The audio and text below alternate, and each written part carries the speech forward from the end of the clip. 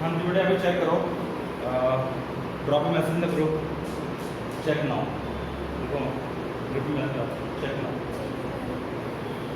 Okay, तो कल के लेक्चर में यार हम लोगों ने ग्रेविटेशन की बात करी थी, एक्सेलरेशन ड्यू टू ग्रेविटी। तो एक्सेलरेशन ड्यू टू ग्रेविटी यानी कि जी इक्वल्स gm/r²। ठीक है, या हम यहाँ पे कैपिटल आर लिख रहे हैं, gm/R²। इसका मतलब ये होता है कि जो ग्रेविटी है वो प्लैनेट के मास और प्लैनेट के रेडियस पर डिपेंड करती है। Does not depend upon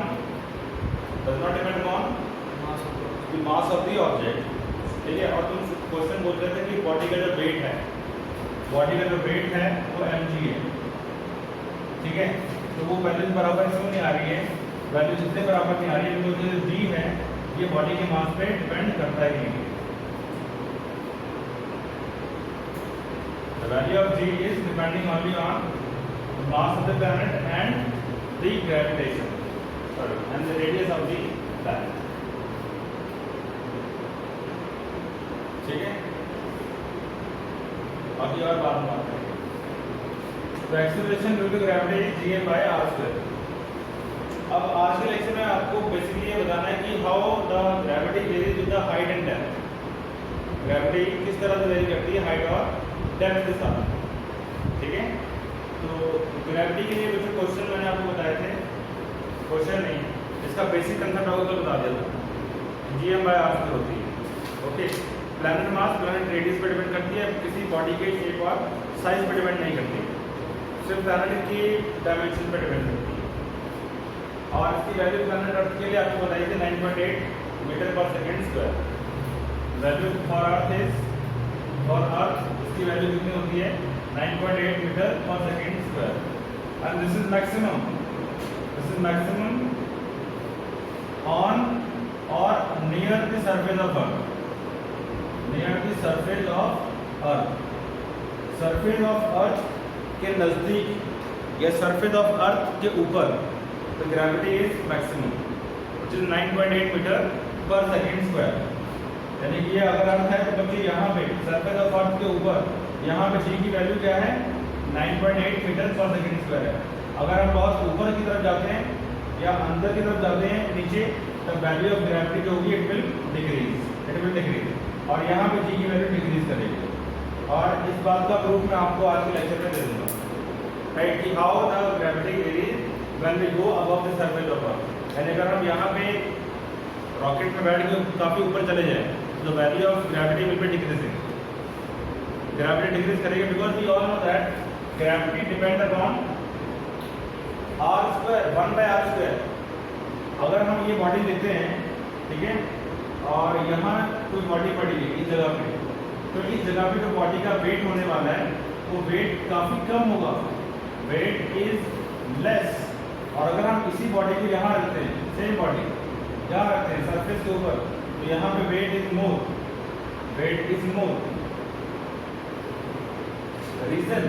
reason ये है क्योंकि यहाँ पे ग्रेविटी की वैल्यू मैक्सिमम है 9.8, बट टॉप पे जाके बच्चे ग्रेविटी की वैल्यू कम हो जाएगी। इसका एक और लॉजिक है, यहाँ से लेकर के यहाँ तक का डिस्टेंस कितना है इसको आर मान लो।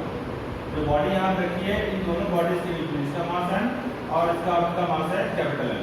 दोनों के सेंटर्स के बीच में कितना गैप है? आर है। अब ये जो यहाँ पे होने वाला है बच्चों, what is called the value of gravity will B gm/r²। और अगर यही बॉडी यहाँ रखी हुई है, इस जगह पर रखी हुई है, तो आपको पता है कि ये जो वैल्यू ऑफ r होगी, small r, the value of small r will be equal to the radius of the planet. यहाँ पे रेडियस ऑफ प्लैनेट के बराबर होगी अगर बॉडी यहाँ सरफेस पर रखी है। तो इस जगह पे जो ग्रेविटी है वो gm/r² होगी। तो क्लियर कट है, यहाँ पे r जो होगा, r is far greater than r। जब ये फैक्टर बड़ा होगा तो g has to be small. समझ में आया? जितना डिस्टेंस ज़्यादा होगा, जितनी ऊंचाई पे हम जाएंगे, उतना वैल्यू ऑफ ग्रेविटी डिक्रीज कर जाएगी। ठीक है, यानी कि ग्रेविटी जो है वो कांस्टेंट नहीं है, it varies its value is different at different heights. ठीक है, but it is fairly constant up to 50 kilometre या 70 kilometre above the surface of earth. Surface of earth से 50 किलोमीटर या 60 किलोमीटर तक काफ़ी हद तक कांस्टेंट रहती है। हाँ, 100 से अबव अगर जाते हैं तो वैल्यू ऑफ जी में चेंजेस आने शुरू होते हैं। और इस बात का हम कंफर्मेशन न्यूमेरिकल के थ्रू लगाएंगे कि कितने % ग्रेविटी डिक्रीज करती है। मान लो हम 500 किलोमीटर ऊपर चले गए, 600 किलोमीटर ऊपर चले गए, तो ग्रेविटी कितने % डिक्रीज करेगी। ऐसे न्यूमेरिकल्स में आपको सारा कुछ बताऊँगा। अभी थोरेटिकली आपको पहले फार्मूला बताऊँगा, उसके बाद में विल डू सम न्यूमेरिकल कि ग्रेविटी किस तरह से कितने अमाउंट में डिक्रीज करेगी, कितने हाइट पे जाके। या हम अगर अर्थ के अंदर डिगिंग करना चालू करते हैं और अर्थ में डिगिंग करते करते बहुत नीचे चले जाएं, सेंटर ऑफ अर्थ पे चले जाएं, तो वहाँ ग्रेविटी ऑलमोस्ट खत्म हो जाएगी। अर्थ के सेंटर में ग्रेविटी का इफेक्ट ऑलमोस्ट नेग्लिजिबल होता है। यहाँ सेंटर पे जो ग्रेविटी होती है वो नेग्लिजिबल होती है, बहुत बहुत कम होती है, प्रैक्टिकली जीरो हो जाती है। ठीक है, मतलब इफेक्ट बहुत कम रहता है। असल में एग्जैक्ट जीरो नहीं होती है, बट असर बहुत कम होता है कि वो लमसम जीरो को ही अप्रोच कर रहा होता है, लाइक 0.001, 0.00354 ऐसा कुछ। तो value will be very very very very small at the centre of earth. But numerically mathematically हम लोग प्रूव करेंगे कि सेंटर ऑफ अर्थ पे ग्रेविटी जीरो हो जाती है, बट प्रैक्टिकली कभी जीरो नहीं होती, थ्योरेटिकली जीरो हो जाएगी। ओके, ये बात समझ आ रही है कि ग्रेविटी क्यों डिक्रीज करेगी। ग्रेविटी इसलिए डिक्रीज करेगी क्योंकि ग्रेविटी का डिपेंडेंसी किस पे है, डिस्टेंस पे है। दो बॉडीज के बीच में डिस्टेंस क्या होता है, ठीक है, क्लियर है। तो डिस्टेंस अगर बढ़ता जाएगा तो एक्सेलरेशन ड्यू टू ग्रेविटी घटती जाएगी। बेसिकली एक टर्म आती है बच्चों जिसका नाम होता है ग्रेविटेशनल फील्ड। मैं उसके बारे में बताता हूँ, फिर मैं वेरिएशन ऑफ ग्रेविटी डिस्कस करूँगा। तो आज का टॉपिक है ग्रेविटेशनल फील्ड इंटेंसिटी। टॉपिक का नाम है ग्रेविटेशनल फील्ड इंटेंसिटी। देखो, gravitational field intensity, gravitational field intensity, और simply it is equal to G. Acceleration due to gravity and gravitational field intensity both are one and the same thing. अब इस बात को समझना जो मैं बताने जा रहा हूँ। It is defined as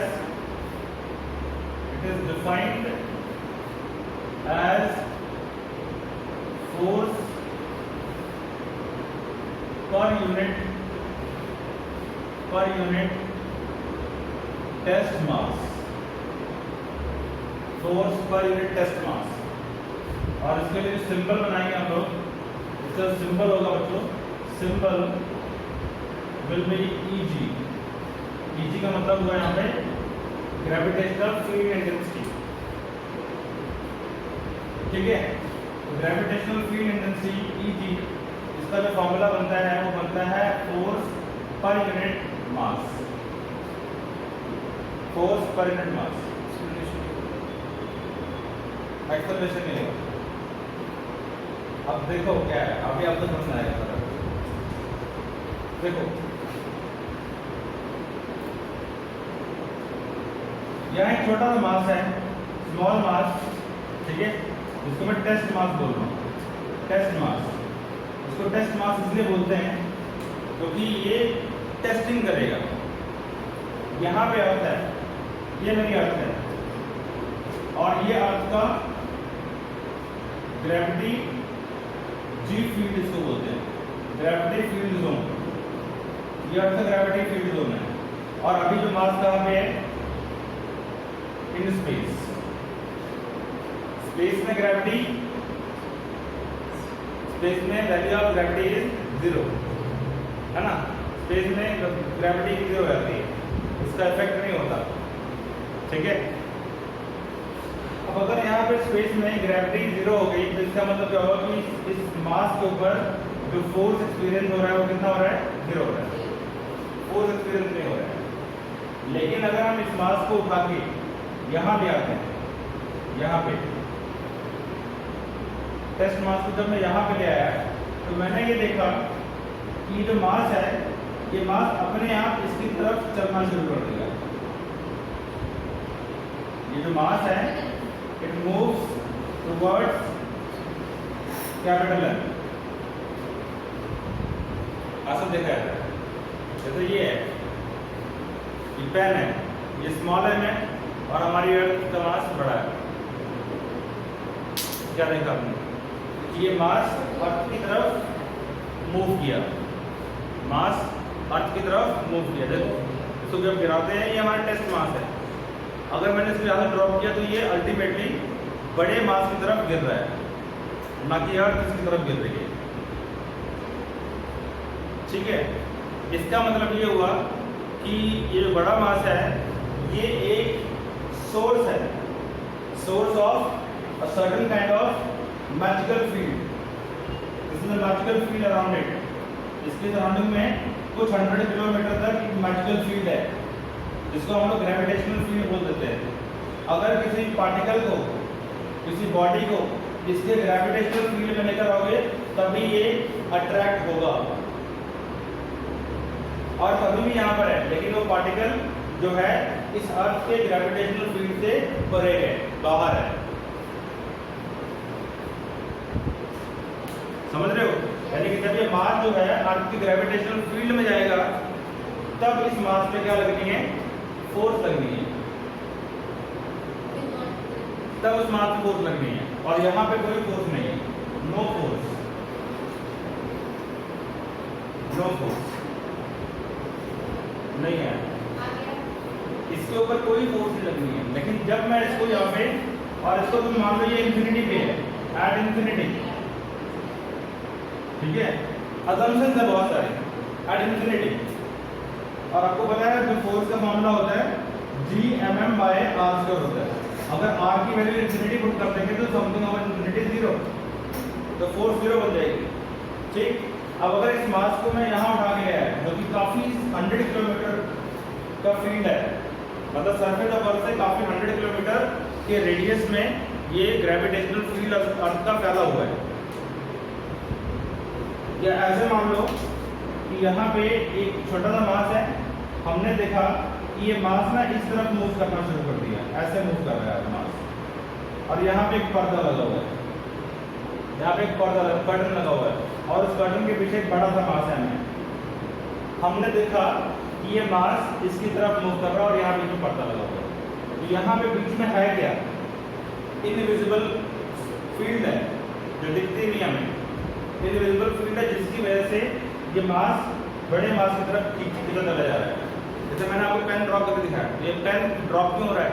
because ये पेन जो है बड़े मास यानी अर्थ के मास के फील्ड में है, यानी हमारी अर्थ का ग्रेविटेशनल ऑरा है, ग्रेविटेशनल फील्ड है, उस फील्ड के अंदर ही बॉडीज को अट्रैक्शन मिलेगी।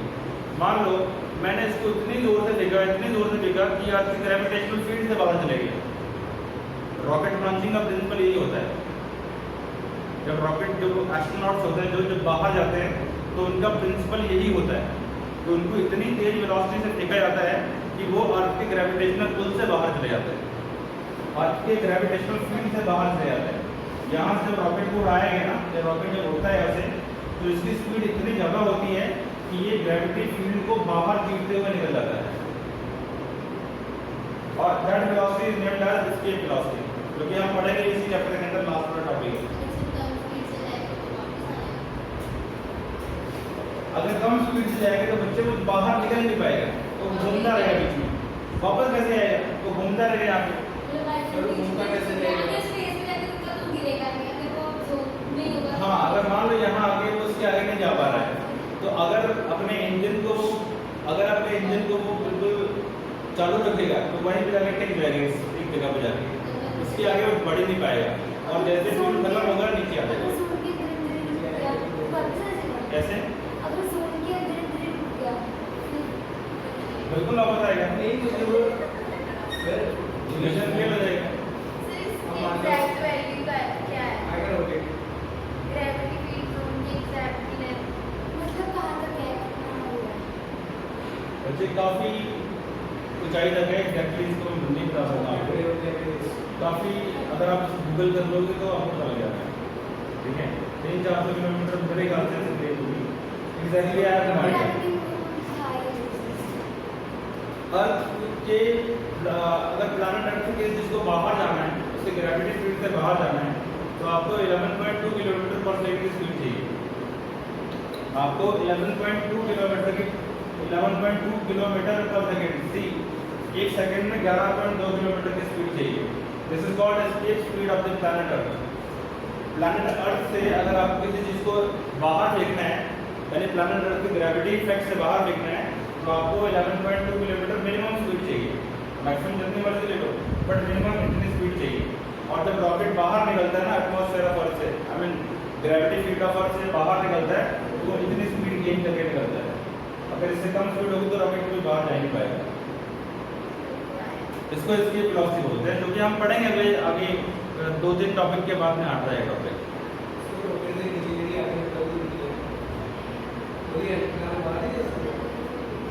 और यार की कराया मैं उसी की वजह से तो बाहर निकल कोई आया है उसी की वजह से तो बाहर निकल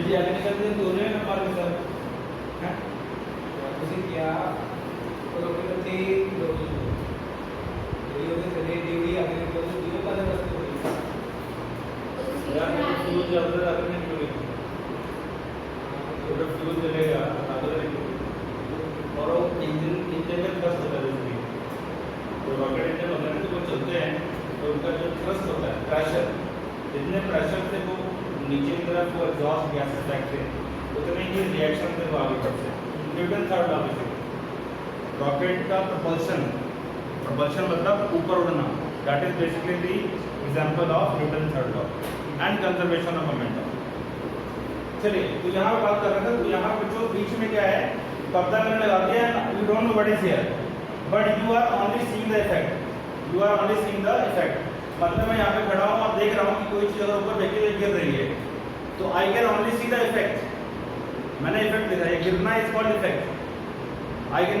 can not see anything like gravitational field है ना ये तो हमने अपनी मर्जी से चीज़ को डिफाइन किया है मतलब इसको डिफाइन करने के लिए कि ये नीचे क्यों गिरा तो हमने इसको डिफाइन करने के लिए ग्रेविटेशनल फील्ड का कंसेप्ट डेवलप किया ग्रेविटेशनल फील्ड में अगर कोई चीज़ होती है तभी वो गिरती है ठीक है और अगर वो ग्रेविटेशनल फील्ड के अंदर नहीं है तो वो चीज़ गिरेगी नहीं वो वहीं पर टिकी रहेगी जैसे प्लैनेट्स वगैरह हैं they are far beyond the gravitational field of the planet earth इसी वजह से वो एक पॉइंट पे वो घूम रहे हैं रिवॉल्व करे जा रहे हैं एक फिक्स ट्रैजेक्टरी के अंदर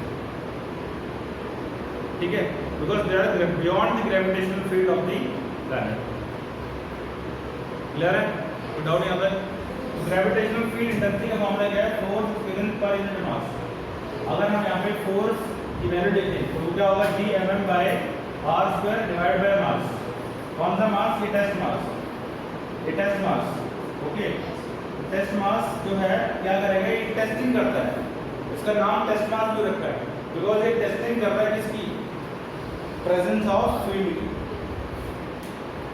जब एक टेस्टर पेन होता है ना आपके पास में जो इलेक्ट्रिसिटी वाले होते हैं उनके पास में टेस्टर पेन होता है तो उससे चेक करते हैं कि पावर सप्लाई आ रही है नहीं आ रही है ऐसे ही जो m है small m it is a tester mass tester है जो कि यहाँ पे जो ग्रेविटेशनल फील्ड बनी है उसको टेस्ट करेगा कि फील्ड है या नहीं है अगर फील्ड है तो इस पर फोर्स लगनी है Gmm बाय r स्क्वायर के बराबर और अगर फील्ड नहीं है तो फोर्स नहीं लगनी है मतलब फोर्स से भी पहले ग्रेविटेशनल फील्ड का होना जरूरी है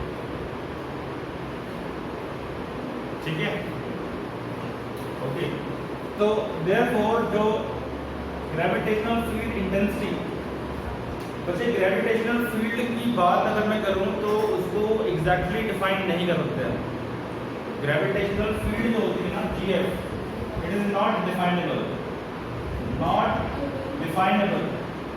समझो बात को डिफाइनेबल तो डिफाइनेबल क्या है? डिफाइनेबल है ग्रेविटेशनल फील्ड की इंटेंसिटी। ग्रेविटेशनल फील्ड दिखती नहीं है ना, उसको हम डिफाइन कर सकते हैं। डिफाइनेबल क्या है? Gravitational field intensity. इंटेंसिटी को डिफाइन कर सकते हैं। इंटेंसिटी मतलब उसकी ताकत कितनी है, ठीक है, ताकत कितनी है। तो ताकत कैसे डिफाइन करेंगे? Force upon mass. ये छोटा सा मास है, इसको कितनी पावरफुल फोर्स लग रही है, जितनी पावरफुल फोर्स इसको लग रही है उतना strong intensity of gravity field है। सिंपल है, ओके। तो ये कैंसिल हो गया यहाँ पे, तो कितना आएगा? Gm बाय r स्क्वायर आएगा, and which is basically nothing but g, acceleration due to gravity.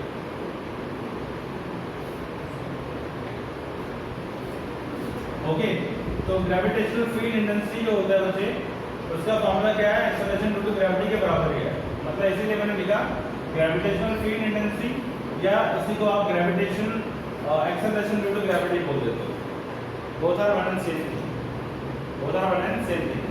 And Eg and G are vector quantities. Vector है, दोनों क्या है बच्चों? वेक्टर क्वांटिटीज, ठीक है। विदाउट इसका यूनिट वगैरह तो बताइए आपको, मीटर पर सेकंड स्क्वायर या न्यूटन पर केजी भी लिख सकते हो, न्यूटन पर केजी भी लिख सकते हो, ओके। ये कांसेप्ट होगा ग्रेविटेशनल फील्ड इंटेंसिटी का। नाउ विल टॉक अबाउट कि भाई किस तरह से जो ग्रेविटी है वो वेरी करती है with the height and depth, variation of gravity with the height and depth. अब इसको देखते हैं, variation of gravity with the height and depth.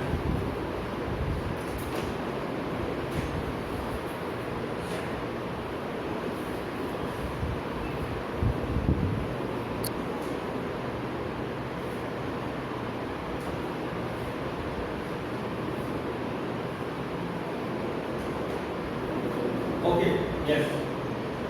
Now let's talk about the variation of gravity with the height and depth. Variation of G with height and depth. ठीक है?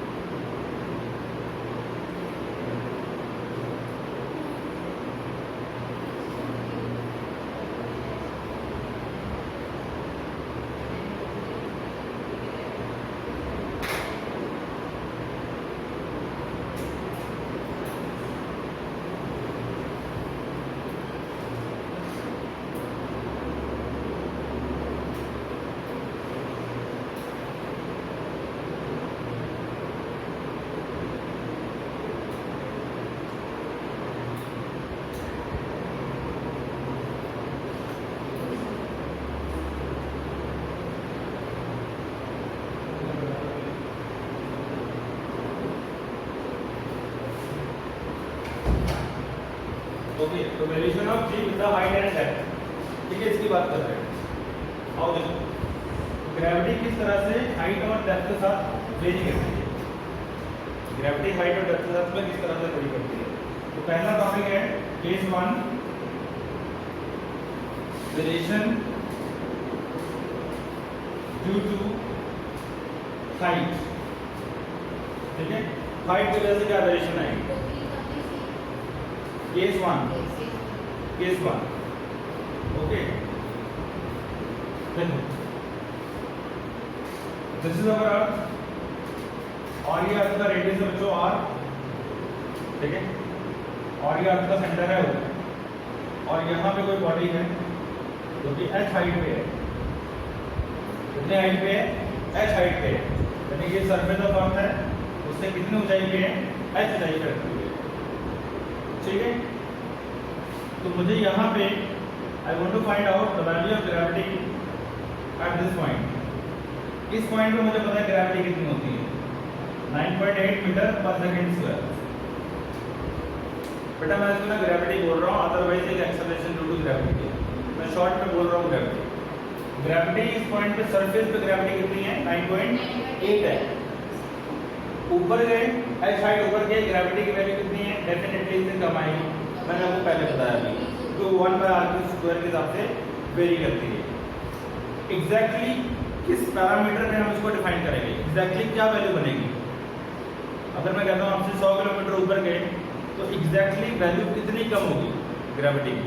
तो हम लोग exact calculation के लिए एक फॉर्मूला डेवलप करने जा रहे हैं। Okay, now let capital M be the mass of earth. आप किसी प्लैनेट के लिए कर सकते हो, फिलहाल जो मैं निकालने जा रहा हूँ this is for planet earth, ठीक है। बाकी इस चीज को आप किसी भी प्लैनेट के लिए अप्लाई कर सकते हो, एक जनरल रिजल्ट बन जाएगा। और वो रिजल्ट चाहे जुपिटर पे लगाओ चाहे मार्स पे लगाओ जहां मर्जी लगाओ। Let M be the mass of the earth and R be its radius, ठीक है।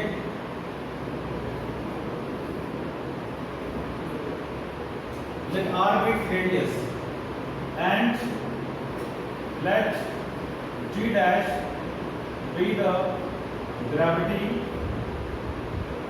at height h above the surface, ठीक है, h above the surface। तो फिर पहली बात तो सरफेस ऑफ अर्थ पे कितनी ग्रेविटी होगी, यहाँ पे सबको पता है। On surface gravity is equal to Gm/r²। We all know this. Let it be question number 1. The value of G on the surface of Earth is Gm/r²। ये बताइए ना आपको, कल के लेक्चर में यही सीखा था कि यहाँ वैल्यू ऑफ ग्रेविटी कितनी होती है, Gm/r²। ठीक, अगर हम यहाँ से ऊपर चले गए एट हाइट पे, तब वैल्यू ऑफ ग्रेविटी क्या बनेगी। At height h the gravity is G dash equal to Gm/r plus h whole square।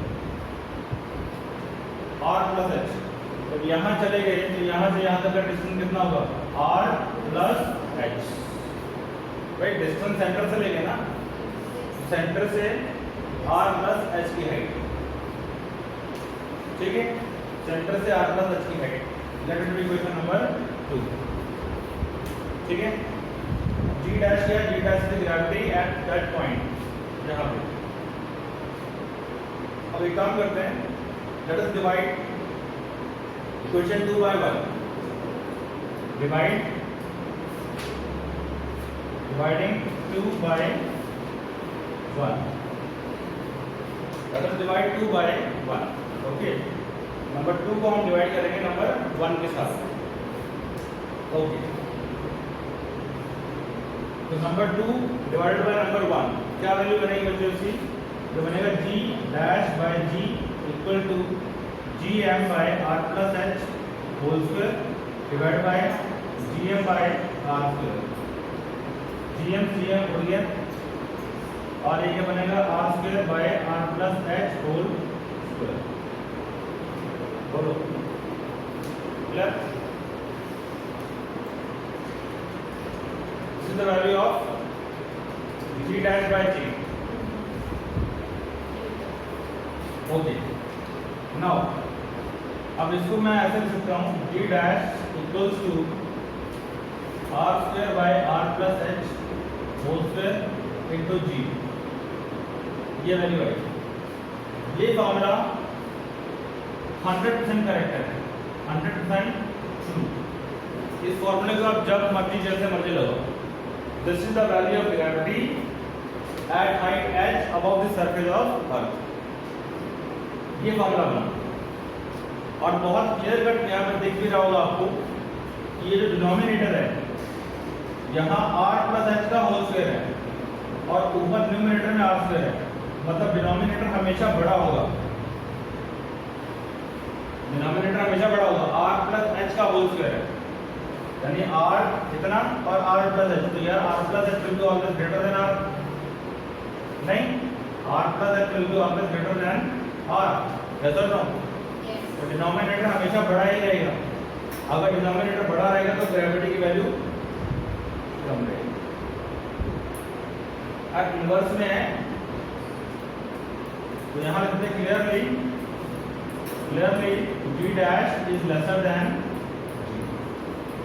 g क्या है, सरफेस पे वैल्यू है, और g डैश कहाँ पे है, सरफेस ऑफ अर्थ से h हाइट से।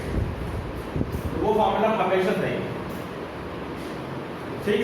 अब स्पेशल केस लगाते हैं, स्पेशल केस इसके अंदर आता है स्पेशल केस, बड़ा इंटरेस्टिंग है, देखेंगे इसको। अगर if h is very large, ठीक है, अगर h is very large, height बहुत ज्यादा है as compare to the radius of earth, तो उस केस में formula will be different.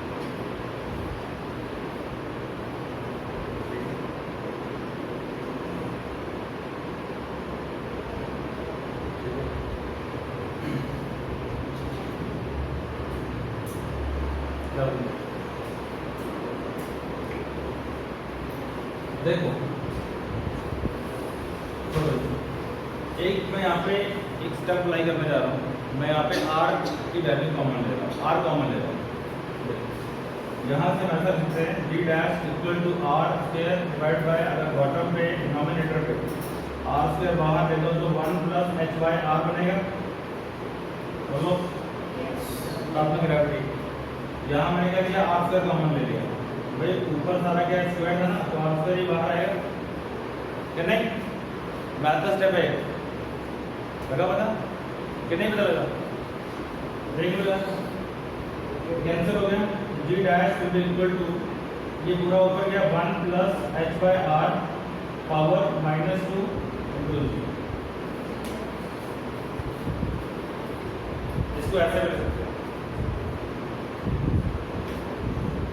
Okay.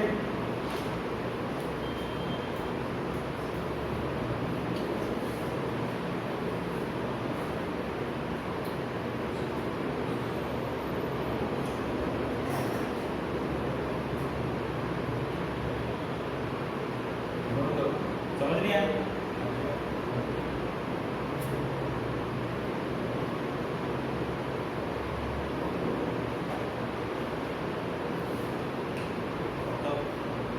Okay,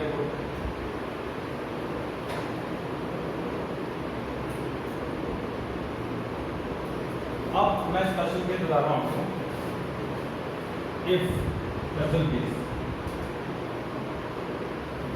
if height is very small, not greater, very small as compared to r, greater नहीं small, ठीक है। जब greater होगी height तो ये वाला फॉर्मूला चलेगा ऊपर वाला, मतलब मान लो हाइट कितनी है, ऊपर कितना चलेगा, हम गए 1000 किलोमीटर 2000 किलोमीटर, तब उस केस में ये वाला फॉर्मूला लगेगा। और अगर हम मान लो सरफेस ऑफ अर्थ से 40 किलोमीटर ऊपर गए या 100 किलोमीटर के या 150 किलोमीटर के, तब हमें ये लगाना पड़ेगा। इसका मतलब क्या हुआ कि h is very small as compare to the radius, that is h by r is lesser than 1। होगा नहीं होगा? हाइट छोटी होगी ना as compare to the radius. Radius of earth कितना है, 6400 किलोमीटर है, और मान लो तुम गए सरफेस ऑफ अर्थ के ऊपर 100 किलोमीटर गए, तो 100 kilometre is nothing in comparison to 6400 kilometre. Getting my point? तो अगर हाइट बहुत छोटी है as compare to the radius, तो उस केस में हम क्या लगाएंगे, उस केस में लगना है बच्चों बायोलॉजिकल थ्योरम। बायोलॉजिकल थ्योरम इसको यूज करो, पहले बताओ। तो बायनोमियल थ्योरम क्या होती है इसको समझ लो। मैथ में बायनोमियल थ्योरम आती है। बायनोमियल थ्योरम कहती है बायनोमियल थ्योरम। तो बायनोमियल थ्योरम बच्चे क्या कहती है, इसका एक फॉर्मूला होता है वो हमें याद रखना होगा। अगर 1 प्लस एक्स और इसकी पावर n हो जाए, 1 प्लस एक्स उसकी पावर क्या हो जाए, n हो जाए। n की वैल्यू प्लस हो माइनस हो कोई चक्कर नहीं, n could be प्लस और माइनस एनीथिंग। पर ये जो x है, x इसकी value should be less than 1, x की value should be less than 1। Condition है x की वैल्यू क्या होनी चाहिए, लेस देन 1 होनी चाहिए। तो ये हमारा क्या है, ये x है हमारा h बाय r क्या हमारा x है। तो ये वैल्यू लेस देन 1 हो रही है, तो यहाँ बायनोमियल लगेगी और बायनोमियल का जो रिजल्ट होता है 1 प्लस nx। अगर यहाँ पे ये है तो ये लिखना, अगर यहाँ पे ऐसे है मान लो 1 माइनस x की पावर n है तो आपने लिखना 1 minus nx।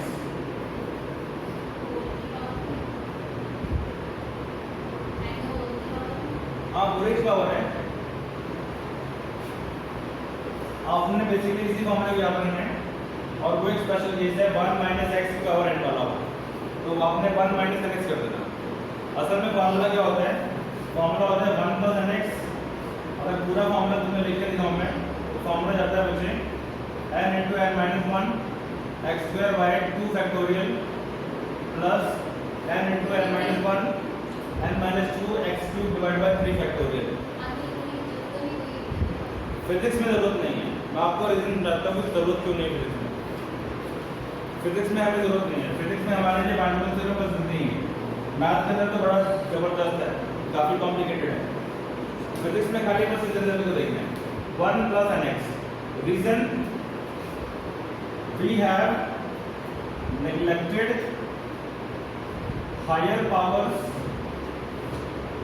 Of x। Neglect कर देंगे वाई, क्योंकि बेटा मैंने क्या बोला x की वैल्यू लेस देन 1 है। मान लो x की वैल्यू कितनी है, x की वैल्यू है तुम्हारे पास में मान लो 0.1/10 है मान लो, which is less than 1 clearly. ठीक है, अगर मैं x स्क्वायर करता हूँ तो कितना हो गया 1/10 का स्क्वायर, यानी कितना हो गया 1/100 हो गया, यानी कि ये 1 से और छोटा हो गया। अगर मैं इसे क्यूब करता हूँ क्या हो गया 1/1000 हो गया, ये और ज़्यादा छोटा हो गया 1 से, यानी कि जितनी पावर्स बढ़ती जाएंगी उतनी वैल्यू x की छोटी होती जाएगी। इसलिए हायर पावर्स को हम लोग यहाँ पे इग्नोर करते रहेंगे। फिजिक्स में इसी बायनोमियल थ्योरम का इस्तेमाल होगा और पूरी 2 बार होगा, एक बार यहाँ होता है और एक बार अगले यूनिट नंबर 7 में होता है बर्नौलीज थ्योरम के अंदर। ये 2 ही टॉपिक हैं, एक ये variation of gravity with the height और एक अगला टॉपिक आएगा बर्नौलीज थ्योरम। 2 जगह फिजिक्स में इस्तेमाल होगा और ये वाला थ्योरम बायनोमियल थ्योरम, बाकी और कहीं इस्तेमाल नहीं होगा। तो आप बेसिकली इसको स्पेशल केस मान के लर्न कर लो।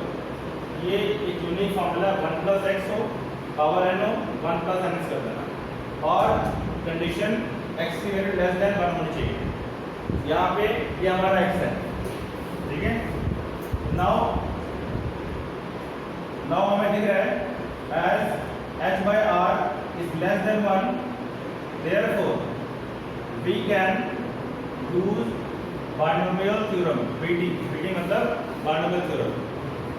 और अपने पास में रिजल्ट क्या बनेगा बायनोमियल थ्योरम से, क्या बनेगा b डैश इक्वल टू 1, यहाँ पे क्या है 1 प्लस एक्स की पावर n है, n की वैल्यू कितनी है अभी -2 है, क्या लिखोगे 1 plus -2 into h by r।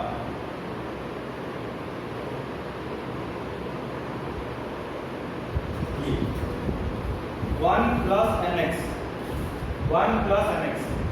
n कितना यहाँ पे -2, x कितना h बाय r।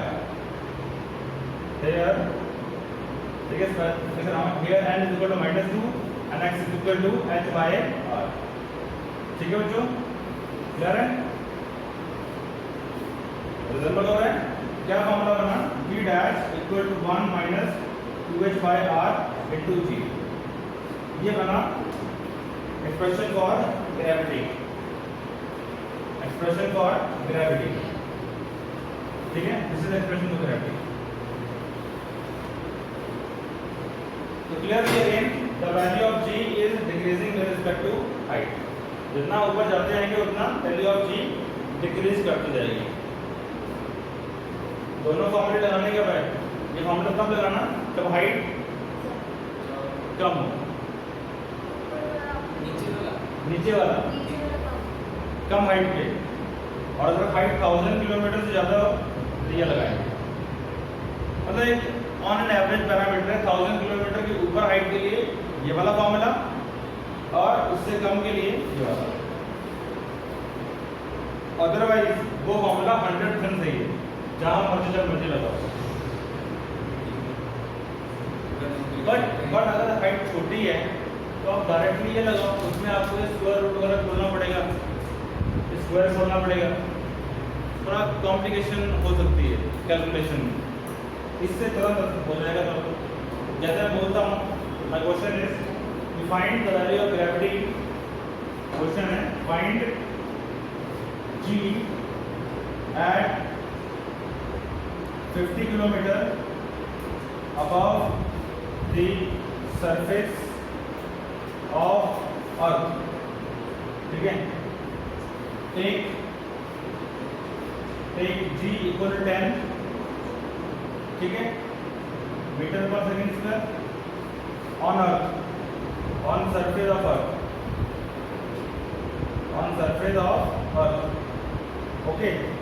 और रेडियस ऑफ अर्थ को आप ले लो, क्या लोगे, 6400 kilometre, okay. Find value of g dash. देखो कितना आसान है, ठीक है। अब यहाँ पे जो हाइट है वो कितनी है, 50 किलोमीटर है। तो here height is 50 kilometre which is very very less than r। ये रेडियस कितना है, 6400 किलोमीटर है। तो हम लोग क्लियरली कौन सा फॉर्मूला लगाएंगे, जो बाइनोमियल से पता चला, using g dash equal to g into 1 minus h by 2h by r। ये लगाएंगे, अंश लग जाएगा फॉर्मूला। तो g कितना है, 10 इनटू 1 माइनस 2, हाइट कितनी है, 50 किलोमीटर है।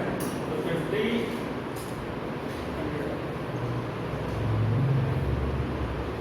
2 इंटू 50 इंटू 1000 किलोमीटर को मीटर में कन्वर्ट कर लिया, अपॉन 6400 किलोमीटर इसको मीटर में कन्वर्ट कर लिया, कैंसिल।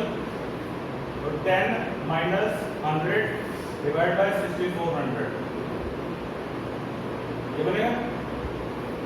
ये हो गया तुम्हारे पास में 10 और ये 6400 माइनस 100 डिवाइड बाय 6400, तो बना 10 into 6300 divide by 6400, cancel. 630 divide by 64 metre per second square. डिवाइड कर दो इसको, डिवाइड करना कितना है, कैलकुलेटर से कर लो 2 मिनट में। इतना सोचना है कि मैं क्या लगा पड़ा, सही पता लगे तब कैसे क्या लगाना है। अब अगर यहीं पे मैं आपको बोल दूं कि हाइट इज 1000 किलोमीटर, अगर height is 1000 kilometre, then you have to apply the very first formula. कितना वैल्यू है, 9.84375 9.84375 ये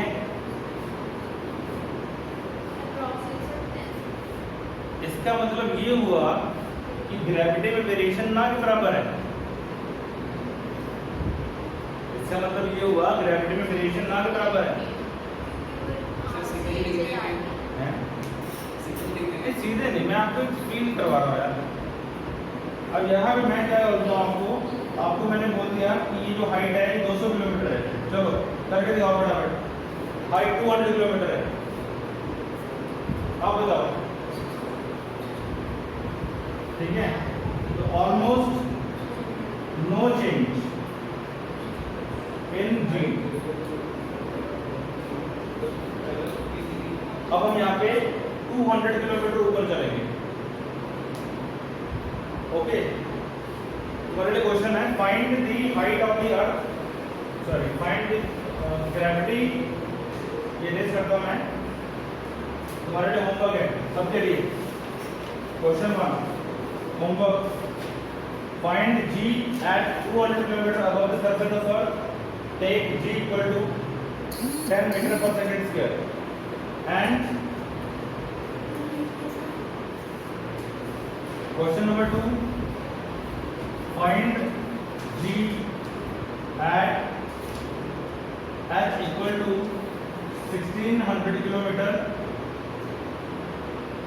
away from surface of earth। ठीक है, टेक, बाकी सारी चीजें आपको बताइए। अर्थ के सरफेस पे ग्रेविटी टैलेंट है ना, ठीक है ठीक है। चलो ये होमवर्क हमारे लिए, दैट्स ऑल फॉर टुडे।